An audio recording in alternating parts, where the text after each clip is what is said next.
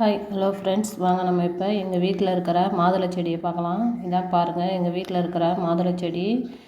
இது வச்சு பார்த்திங்கன்னா 1 வருஷம் ஆகுது. அதுலேருந்து எந்த ஒரு காயும் வைக்கல. பூ மட்டும் பூத்து கீழே கொட்டிடும். ஆனால் இப்போ தான் ஃபஸ்ட் டைம் வந்து ஒரு 3 காய் வந்து காய்ச்சிருக்கு.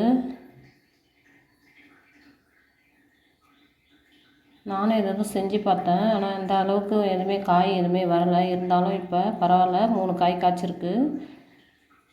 இந்த பாருங்கள், இது வந்து நாட்டு மாதுளை. உடம்புக்கு ரொம்ப நல்லது இந்த மாதுளை சாப்பிட்டோம் அப்படின்னா. நம்மளே வீட்டில் மாதுளை செடியிலேருந்து பறித்து சாப்பிடும்போது நமக்கு ரொம்ப சந்தோஷமாக இருக்கும். கடையில் வாங்கி சாப்பிட்றத விட நம்ம தோட்டத்தில் பறித்து சாப்பிட்டா நம்ம உடம்புக்கும் ரொம்ப ஹெல்த்தியாக இருக்கும். பாருங்கள், கலர் செம்பருத்தி ஒரு செடி வச்சுருக்கேன். நிறைய பூ பூத்துருக்கு இந்த செம்பருத்தி செடி. பார்க்கறதுக்கு ரொம்ப அழகாக இருக்குங்க. பாருங்கள், கலராக இருக்குது பாருங்கள். இது நான் சாமிக்கு வைக்கிறதுக்கு தான் யூஸ் பண்ணுவேன். அது கீழே ஒரு கனகாம்பரம் செடி நல்லா ரெட் கலராக பூத்துருக்கு பாருங்கள்.